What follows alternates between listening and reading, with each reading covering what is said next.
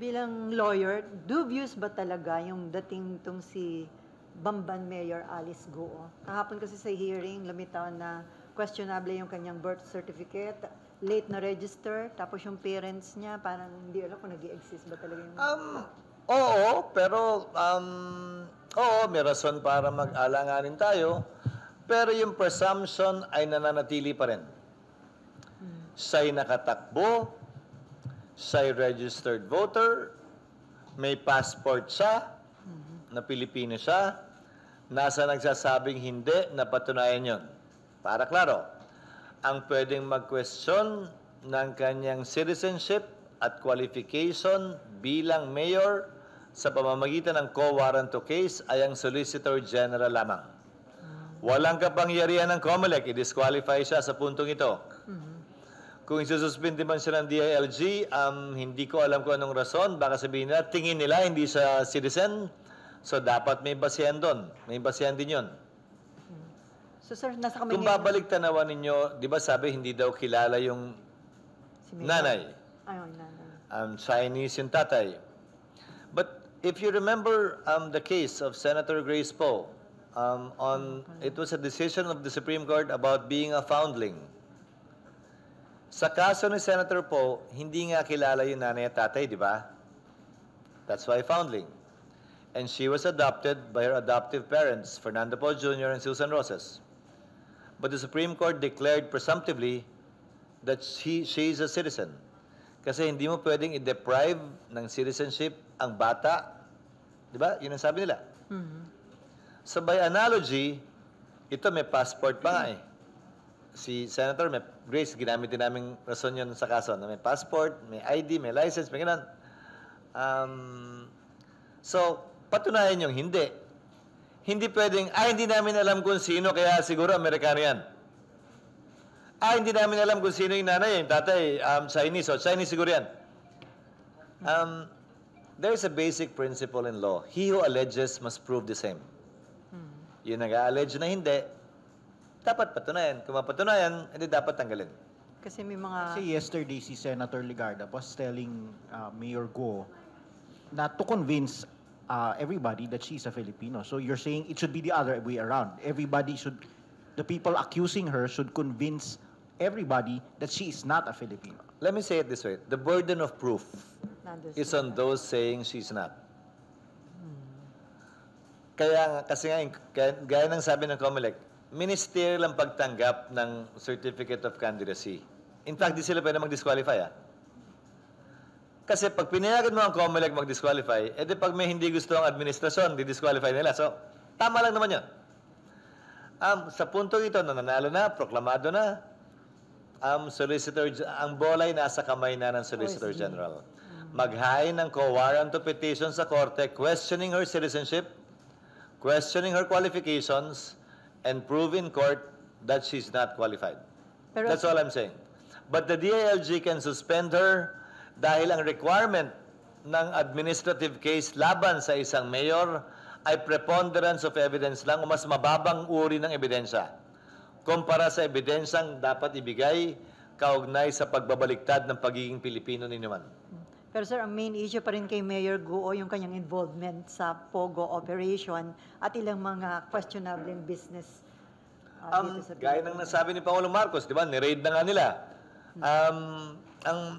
Ang palagi ko lang tanong, sa dami ng nire-raid, bakit ba wala akong nakikitang nahuhuli? Bakit wala akong nakikitang nakakasuhan at nakukulong? Kung may ginawang krimen talaga yung mga yan, bakit deportation lang ang solusyon? Bakit walang kaso? Asan yung criminal case? May nagpapatakas daw. Ang punto ko nga, illegal ka mo. Di ba? Bakit puro deportation ang dulo, walang kasong sinasampa dito para may makulong? So kung meron man, sampahan ng kaso. Kung illegal na po yun, may kinalaman siya, dapat din sampahan ng kaso. At marahil, yun ang mas malakas na kaso para suspindihin siya, preventive suspension man lang, kesa yung citizenship na dapat ihain ng Solicitor General's Office. Okay. Nympha. Yun nga, walang nahuhuling malaking tao kasi sinasabi nakakatakas and all, using a helicopter.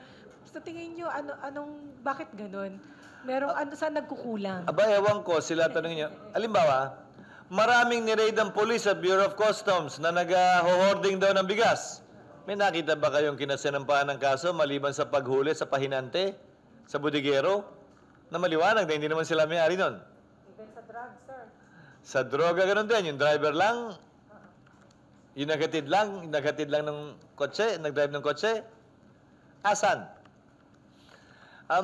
Palagi kong sinasabi, hindi naman pwedeng may crime pero walang kriminal. Dapat sabay yun. Sir, meron bang, dahil kayo legislators, ano bang pwedeng gawing batas dyan para masiguro na merong mahuhuli o policy na ito, sir? Hindi yata kami pwede magpasa ng batas na gawin nyo yung trabaho nyo eh.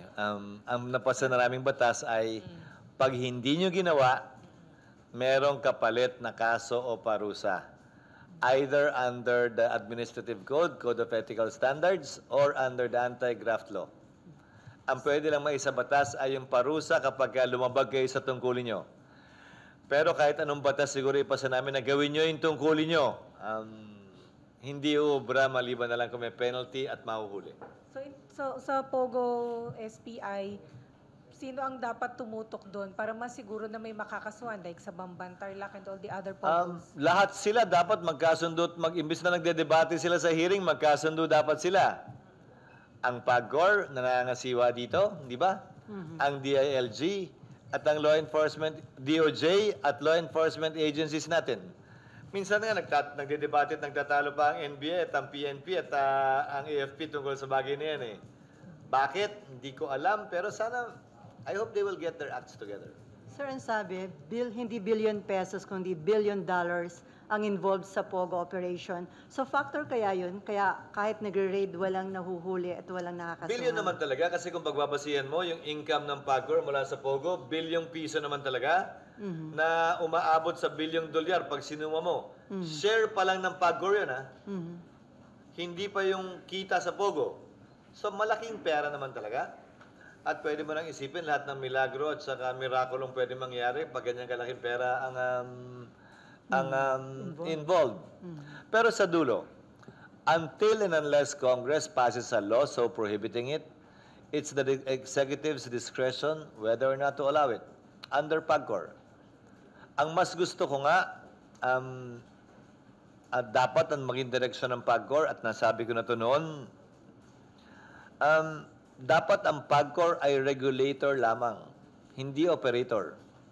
Saka ba naman nakakitang nire-regulate at sinusupervise niya ang sarili niya? Di ba siya yung gumagawa ng rules, siya nagpapasugal. Dapat hindi siya gaming corporation, gaming commission. Nagsusupervise lang, di ba? Hindi nagpapatakbo ng pasugalan.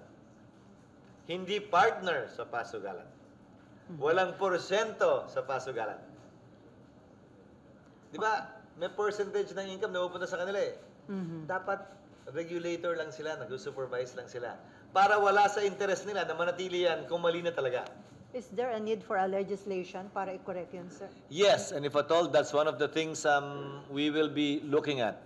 Not because I became Senate President. That's always been my position. But I heard from the current President or Chairman Altenco that is indeed the direction they're trying to take and that they're selling. Right now, as a policy of the board, they're selling already the casinos they own. But I think legislation is needed to convert it really to a commission. Para yung taxes diretso sa National Treasury, hindi considered as income ng PAGCOR na GOCC na may share lang ang national government. Sir, tanong ko lang, ano yung reason behind bakit si Senator Raffy Tulfo give up yung Energy Committee at kinuha yung Public Services Committee? Kasi bahagi ang transport ng Public Services Committee at ang advocacy niya naman talaga niya, kahit sino nanonood ng programa niya ay yon. Kaya nga ang kinuha rin niya, di ba, migrant workers. At kasama kasi doon ang transport sector. Lumped sa public services ang transport sector if you look at the rules. Alam ko may nabawas na isa. Ha? So, apat Basta pa rin. dinagdag ang urban, hindi ko na maalala kung may binawas. Yung housing and urban. At malamang ngayon lang yan, mag-a-adjust pa naman yan. It'll still adjust because tingin ko may mga mabibilao ka naman na parang, di ba, parang pag-buffet ba? May mabibilao ka naman na di ba? So, let's give it time. And then bakit, Give sir, it. out of a sudden, from Senator Mark Villar, nawala yung Economic Affairs Committee? Bahagi ng naging usapan at kasunduan para mas maging normal ang pagtakbo ng Senado. Dahil hindi naman kami nagkakausap talaga, dahil nga sa mga bugso ng damdamin, so nagkausap lang kami kahapon para malaman kung ano yung mga gustong komite.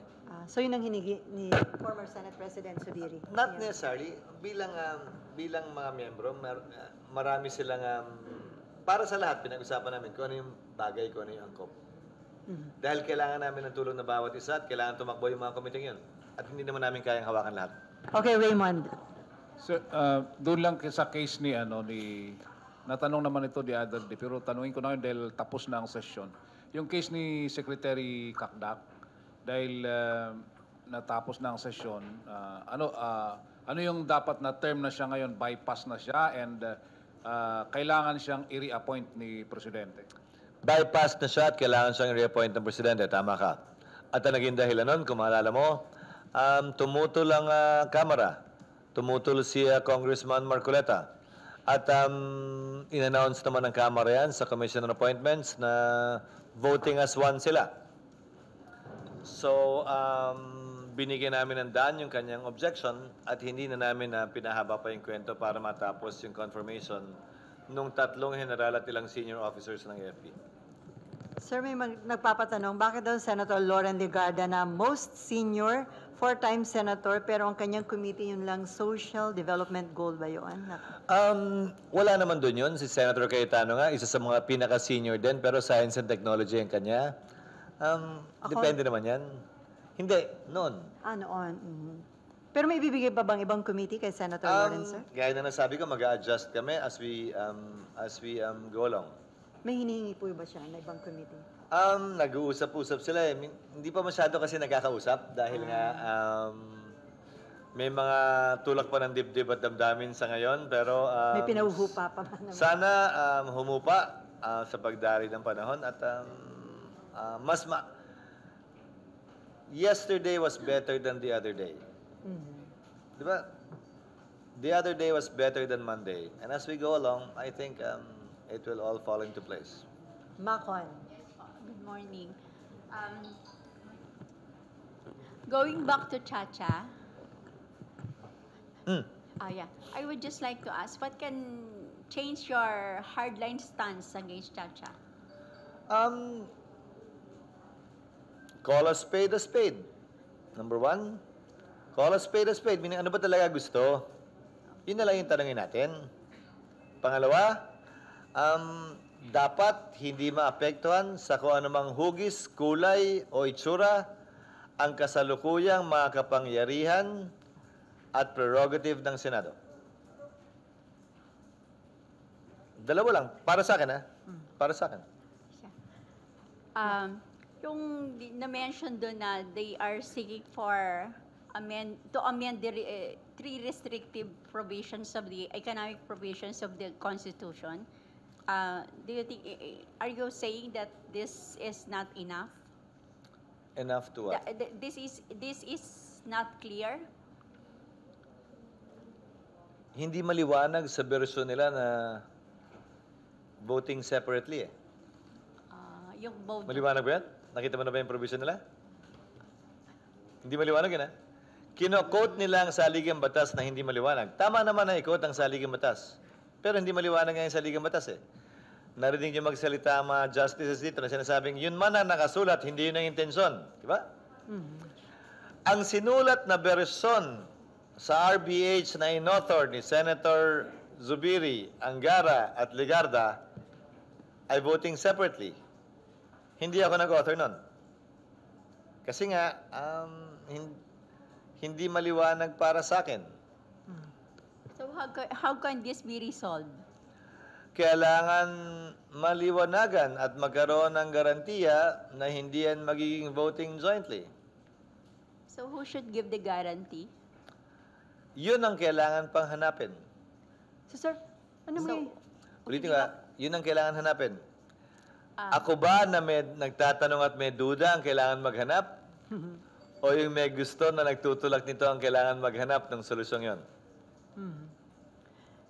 Sir, what will happen dun sa binuo ng Rules Committee na Senate rules pagdating sa ano yung magiging proseso ng pag-approve nyo ng proposed Pareho pa rin. Chacha? Pareho pa rin. Ang problema kasi doon, bigyan ko ng halimbawa. Pero anong status, sir, nun? May committee report na ba? Hindi ko alam. Hindi ko alam. So, aprobahan yun under your leadership? Titignan namin, Pero wala akong, isa ako sa mga nagsulong nun eh. Oo nga, sir. Kayo yung nag-call ng attention nun, di ba? Nakalagay sa version ng Kamara, voting, kinopya yung Constitution. 3/4 of Congress. First and Senado voting separately. Pag pinagbotohan yan, kaya nga, ba't ba tinutuloy kasi? Yan ang tanong ko mulat mula eh. Bakit ba tinutuloy yung hearing ng Chacha? Pinaliwanag ko na yan. Kung maalala ko, nag-caucus kami, nagtaasan kami ng boses dyan. Bakit pa ba nag-hearing? Ang takot at pangamba ng marami ay, kung pagbotohan yan dito at kahit matalo, pag inad mo yung boto rito at yung boto ng Kamara, pinagsama mo, sobra sa 3/4, sino pumipigil kanino man umakyat sa Korte Suprema para sabihin, uy, complied yung 3/4? Di ba? So manalo matalo, dumating ang punto na ini-insist ng lideratong pagbotohan kahit talo. Tinutulan namin yun. Alam mo palang talo, ba't pagbobotohan pa? Di ba? Yun na nga lang yung pumipigil. So bakit kinokondon ng palas? Ano? Bakit kinokondon ng palasyo? Anong kinalaman ng palasyo sa Anong kinokondon muna? No, the mere fact that it is being tolerated by the palace kasi the mere fact that it has been pushing for Chacha. Dahil ba si Romualdez yung nakaupo? I don't think the president favors economic provisions, but I don't think this aspect may not have been sufficiently explained to the president. I think he's focused on trying some economic amendments, and these things may not have reached him as of yet. Wala naman kami pagkakataon magkausap din tungkol dito. Ano yun ba? Pero, to address yung mga these are the concerns ng mga senador. Hindi lang ako. In fact, on this issue, majority of senators, even those who resigned their positions, some of them at least, yan ang posisyon, ha? And majority, if not all, of those who signed to have a change of leadership.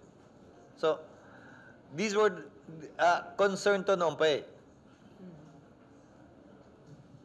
Kaya lang, siyempre, call pa rin ng chairman eh. Gusto mag-hearing ng chairman ng subcommittee, di ba, paano ko naman mapipigilan yun? Okay, Makon na rin ba? Sir, since SP ka na, nakausapin niyo ba ang presidente about this, yung Chacha? Kasi, di ba sabi niya, SP man na ordinaryong tao, hindi para sa akin na kausapin o payuhan ng presidente na klarong mas mataas sa aming lahat. Pero umaasa ko na magtatanong siya. Sasagot ako palagi kapag ito'y mapag-usapan. Sir? Pero hindi para sa akin na i-voluntaryo yun. Dahil malayong mas malawak ang kaalaman niya, malayong mas malawak ang pwedeng mga payong makuha niya. Kumpara sa akin, baka naman ako yung mali. Baka naman ako yung sobrang dudoso lang. So magandang makinig din. Sir, meron ditong pending resolution para investigahan yung allegedly gentleman's agreement between former President Duterte and Chinese President. Ewan ko kung na-refer na yan sa komite, pero Na-refer na, di ba? Sa Committee on Foreign... well, na kay Senator Amy kung mag-hearing siya dyan. Pero para sa akin, sino imbitahan mo? Secret nga eh. Sino imbitahan mo? Secret na yung agreement eh. Former President Duterte. Kaya nga, sabihin niya wala. O sino pwede mo imbitahin pagkatapos nun? Pag inimbita mo si Secretary Chodoro, ang sabi niya, wiretapping to at dapat kasuhan yung nag-wiretap. Pag inimbita mo si General Bronner, ang ating Chief of Staff, ang sabi niya, hindi totoo to, peke to, deepfake to. Paano magiging wiretap ang peke at deepfake? So hindi wiretap to, peke to. Ano ba talaga to? Are we investigating a secret agreement? Are we investigating wiretapping? Or are we investigating a deepfake video? I do not know. But to answer your question, decision ni Senator Amy yan. Pero bakit hindi pa nga nag-start? Meron ba mga concern yung mga senators? Wala. Ako wala. Schedule siguro dahil alalahanin the electionista rin si Senator Amy. Pero do you think waste of time yun, sir? Sabi ko nga, tatanungin kung secret agreement pala. Hindi ko alam kung, dahil ano man ang pinagkasunduan ito, nagsabi na ang Pangulo, hindi ba? Simula pa lang. I don't know about it, and whatever it is, I hereby abrogate it. Those were the exact words of the President. So, kung ano man yan, hindi pa raw niya nakikita, pero kung ano man yan, pinapawalang bisa niya yun. So, Ninfa. HOR po. Sa hearing, sir, sa House tungkol dun sa secret agreement, nandun si former Executive Secretary Medial Dea and sabi niya, yung During Pinoy. agreement na yun during the Pinoy. Pinoy administration, Status. syempre wala na siya and walang tumatayo para sa Pinoy administration. Anong tingin niyo doon being a close friend of the Well, former hanggat president? maaari, ayaw ko magkomentaryo kaugnay sa pagdinig ng Kamara at higit na ayaw ko magkomentaryo tungkol sa isang, sabi mo na, malapit na kaibigan na pumanaw na. Hindi bahagi ng kaugalian Pilipino ang komentaryo ng mga kaibigang pumanaw maski na dating Pangulo pa siya. Pero kung tatanungin mo kung may alam ako doon, hindi ako ganun kalapit para magkaroon ng kaalaman o malaman yung mga ganung bagay kung totoo man. Pero di ba dapat meron man lang tumayo para kay former president? Yung nakakaalam, Aha. pero kung wala ka namang personal knowledge, paano mo... Ulitin ko, yun ang aligasyon. And again, I will apply the same principle of law. He who alleges must prove the same. Yun ang aligasyon ng mga opisyal ni dating Pangulong Duterte. Dapat patunayan nila. At sa parte naman ni Pangulo Aquino, mahirap kasing mag-akusa sa isang taong pumanaw na hindi kayang pagtanggol ang sarili niya. And should we even bother po na bungkalin pa yon samantalang sinabi na ni Presidente na kung meron man, kung ano man yan, nire-rescind na niya? Well, that is my point of view. But again, it's the chairman's call. Anong ibig sabihin na yun ang point of view ko? Ibig sabihin, hindi ako mag-attend at hindi ko kailangan mag-attend sa hearing na yun. Dahil wala ako nakikita nga rason para mag-attend ako. So, kaugnay naman ng Kamara, desisyon at may kapangyarihan sila at may buong laya silang mag-hearing sa kung anumang bagay na nais nilang i-hearing. At gagalangin, tatanggapin at respetuhin ko palagi yun. That is well within the powers and prerogatives of the House of Representatives, which I will always respect and accept, having been a former member myself. And at least for the memory of your close friend, Sir, ni Pinoy, would you encourage his former cabinet members na tumayo man lang, magsalita kung meron nga ba o wala? Sa kanya lang kasi ako close eh. Alam ni RG yan, di naman ako ganun ka-close sa karamihan ng cabinet niya eh. Galit pa nga sa akin yung karamihan na yun eh. O tamo, alam ni RG, tumatango si RG. So, kaibigan niyo si E.S. Ochoa. Ano? Kaibigan niyo si E.S. Ochoa. But this is more of foreign affairs eh. This is more of foreign affairs if at all. If at all. And the special envoy he appointed at that time. Thank you po. Okay, last two question. Sir, in-approve na ni Presidente yung pagbabalik sa old school calendar. Parang naalala ko nung sinabi mo na parang mahirap na papalit-palit, ba? Yung Ang sabi ko, basta ito na talaga yung final answer. Hindi yung pag naglaninya, nagbabaha, babalik na naman natin. At sana sa pasang ito na nirekomenda ng DepEd mismo, kinonsidera nila yung sinasabing pag-asa na paparating na La Nina. Dahil ang isa sa mga rason, kung maalala ninyo, kung bakit natin binago yung calendar, ay dahil sa walang humpay na ulan at baha na maraming beses na nasususpende ang klase. Kaya natin binago eh. Noong nag-El Nino, grabe naman talaga yung init at parang hindi na bagay yun. Kasi di naman namulan eh. Ngayon paparating yung La Nina. Ayun na ang bagyo. Baka yung rason kung bakit natin binago yan nung una, nandito na naman at babalik na naman tayo. So sana nung una, pinag-isipan na ng nakarang administrasyon kung talagang ito na nga ba, final answer o hindi. Sana rin kung sakasakali, itong pasang to ay kinonsidera na yon. Para hindi mahirapan yung ating mga estudyante. Pero para sa akin, natuto na tayo. Pwede naman natin panindigan tong decision to eh. Natuto naman na tayo eh. Sa pandemya, hindi naman na kailangan no classes eh. Bumagyo man o sobrang init, hindi kailangan isuspende ang klase. Dahil nung panahon nga ng pandemya, walang klase pero may klase. Sa pamamagitan ng virtual at modular. So gamit ang teknolohiya, i-project na nila yung mga araw marahil na hindi magkakapasok, hindi ba? Mag-modular at mag-virtual sa mga panahong yon para hindi maantala, hindi mahuli, at kailangan maghabol ng mga bata sa kanilang edukasyon. Pangalawa, hindi ko maintindihan din sa parte ng DepEd, bakit hindi nila pakinabangan yung karanasang yon? Modular at virtual. Hanggang ngayon, ang anak ko nagka-aaral sa pribadong eskwelahan, once a week virtual sila. Hindi nagbago. Anong ibig sabihin nun? 5 araw ang klase sa isang linggo. Kung once a week ang bawat klase, syempre nagro-rotate yun, ay nagvo-virtual, madadagdagan nila ang classroom capacity ng 20%. So kung kulang ang classroom, agad-agad para kami nalikhang 20% ng classroom. So if a school, a central school for example, has 100 classrooms, by simply allowing the kids to do virtual or modular once a week, that 100 classroom school will immediately have 120 classrooms. So, Kesa nagsishifting ka. Overnight, hindi mo kailangan mag-construct. May mga paraan naman. So, pwedeng panindigan na natin to, balik tayo sa lumang calendar, gamitin lang natin yung mga natutunan na natin para hindi mangyari yung babalik na naman tayo dahil naman sa baha. Kung hindi makapasok yung mga bata, o tingin nila may paparating na bagyo next week, di ba? E di mag-virtual na. Or mag-modular na. Di ba? Posible naman yan. Maplano lang na maga. So, pwede palang hindi na magtayo ng mga additional classroom, yun na lang, sir. Kung hindi, pwedeng hindi magtayo, pero habang hindi pa nakakapagtayo, ito na muna.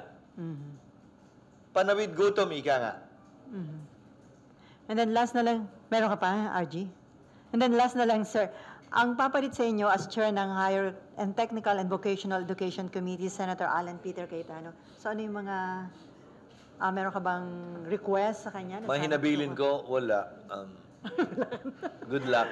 Wala ka man nag-turn over sa kanya. Ito yung mga pending sa committee mo. Alam naman ni Senator Cayetano yun. Halimbawa, Bahala na siya. yung bayarin ng pamahalaan na humigit kumulang 7 bilyon, hindi pa kasama yung taong ito, sa mga in-enroll ng SUKS na sumobra sa budget sa free tertiary education. Una. Pangalawa, yung nakabingbing pag-increase ng tuition ng mga SUKS na hindi na factor in sa ginawang budget this year at next year. At pangatlo, yung mismatch sa mga kursong kinukuha ng mga estudyante sa pangailangan ng mga kumpanyang pagtatrabahuhan nila. Pero kabisado na rin ni Senator Cayetano yun. Although, sir, naitanong ko nito kanina, pero may follow-up si Nimpa. Di ba dun sa... Nakita ko nga, next ka. Yung amendment... Kasi May di ba... ganun ba? Sir, di ba doon sa proposed amendment sa rice tarification, gustong ibalik yung kapangyarihan ng NFA na bumili at magbenta ng Abigan. So, okay ka ba doon? Kasi sina Senator Villar and Amy, kailangan daw DA na lang, hindi na NFA.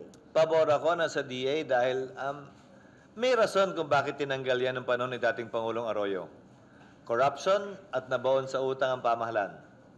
Nasa paniniwala ko ay katatapos pa lang natin bayaran na may balanse pang binabayarang utang sa NFA. Pero ang nais, sa paniniwala ko, ang nais ng administrasyon ay ito. Na hindi ako tutol. Ang trabaho kasi ng NFA noon, nung panahon ni dating Pangulong Marcos, bumili ng mahal sa magsasaka para kumita ang magsasaka at ibenta ng mura sa consumer. So itong government corporation na ito, inimbento talaga to para malugi. Hindi ito inimbento para kumita ng pera. Hindi tulad ng ibang kumpanya na for profit. Ito talaga ay para malugi, para makapagbigay ng serbisyo. Hanggat hindi natin nabibigyan ng tamang kita ang magsasaka para makapagtanim na siya ng sarili at tamang at sapat. Kaya lang, nung nagka-presidente tayo tulad ni GMA na ekonomista, nakita yung balance sheet. Mali ito. Nababaon masyado sa utang ng gobyerno, kaya binuksan ito sa private sector, kung maalala nyo. So, naging regulator imbis na operator ang NFA. Parang sa PAGCOR ba? Kaso, ang daming anomalyang nangyari dahil doon. Natuto na tayo doon, so baguhin naman natin. Para sa akin, whether NFA o DA, ang korupsyon ay posible pa rin. Ang dapat yung sistema para maiwasan ang korupsyon. Ngayon nga, hindi pa pinapayagan, ang dami nang naglalako eh. Ano pa kaya kung payagan? So, wag na. Naglalako ng kota, ng gano'n. Para sa importation, sir. Dapat maayos yung sistema na madaling makita, madaling mahuli kung meron mang anomalya o corruption. Dahil anumang corruption, alalahanin nyo dagdag yan sa presyo ng babayaran natin sa presyo ng bigas. Sir, last na lang, curious lang ako, ano yung pinaplano ni Hart na maging project, the mere fact na siya na magiging head ng Senate Spouses Foundation Incorporated? Pinag-usapan nga namin kagabi, parang naiyak siya ng konti, nagpanik kasi parang di raw niya kaya. So, inaano ko na, wag ka magpa-pressure. Sabi ko, yung kaya lang, kung ano lang kaya. Pero nakausap niya dun sa Malacanang. Nakita niya si Kat Pimentel, si Lani, yung dalawang Lani. Asawa ni Alan at saka ni... Oo, nakita rin niya yung asawa ni Mark at ni Rafi Tulfo. So kahit paano, nagkausap-usap sila. Magmi-meeting yata sila next week. So anong advice mo kay Hart? Kodo lang yung kaya.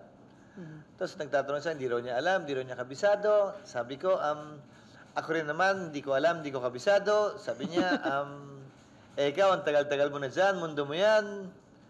Sabi ko, senador, oo. Pero Senate President, hindi. Kaya pa na yung pa-briefing ko, kaya nalita ko, sorry. Na ano ba yan? Ano bang ginagawa nyo? Anong trabaho ng bawat opisina rito? Sabi ko, ganun din yun. Kailangan mo pa-briefing muna. Tapos atras ka. Kausapin mo yung team mo. Kung anong pwede nyo gawin. So Sabi ko lang, simulan mo muna sa baba. Paakyat, imbis na magsimula ka sa taas na pababa. Ibig sabihin, wag yung ang dami-dami agad. Simulan mo muna sa konti na parami. Kaysa sinimulan ng madami, tapos kumonti. So sir, willing ba siyang i-sacrifice yung modeling niya para gampanan yung tungkulin? Hindi naman ganun karami ang functions ng Senate spouses. In fact, nung tinanong ko si Kat Pimentel, parang once a quarter, usually Christmas season ang functions nila. Okay, Myla, and then Nympha. Meron ba siya doon sa discussion niyo, sa initial discussion niyo, meron na ba siyang specific na project na na-mention? Wala pa.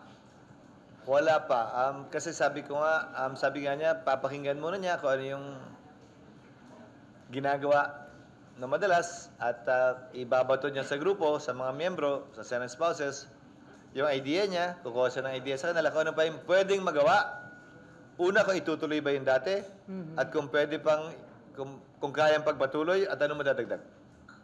So may sariling budget. Pero na actually, siya. May sariling budget yung Senate spouse. hindi ko pa rin alam eh. Sorry. I think may budget yung staff, pero yung gastos mismo are from donations. But I don't know, don't take my word for it. I don't know yet. Pero ready naman siya, sir, to take that challenge. Sa ngayon, willing pa lang. Pero may mga initial na siya. Magiging ready pa lang. Willing pa lang. Pero may mga initial na siya nabanggit na gusto niyang project, sir. Wala pa. Mga ide-ideya, pero hindi para sa akin na sabihin yon dahil pag-uusap lang naman namin yon. Kaya mong i-vet muna niya. Lalo pa, i-vet niya sa team niya, i-vet niya sa mga miyembro. Automatic yon. Oo, dahil asawa ng ano. Okay? Pero kapag walang asawa, ang Senate President, usually yung kapatid, yung nanay, yung ganun. So, sir, may in the past. Parang si Coco noon, I think ang tumayong presidente ay si Mambing. Dahil single si Senator Coco noon. So, sir, ano, magkakaroon ng turnover between Aubrey and Hart? Hindi ko alam, pinag-uusapan pa nila. Hindi ko rin alam kung tradisyon yun. Okay. On that note,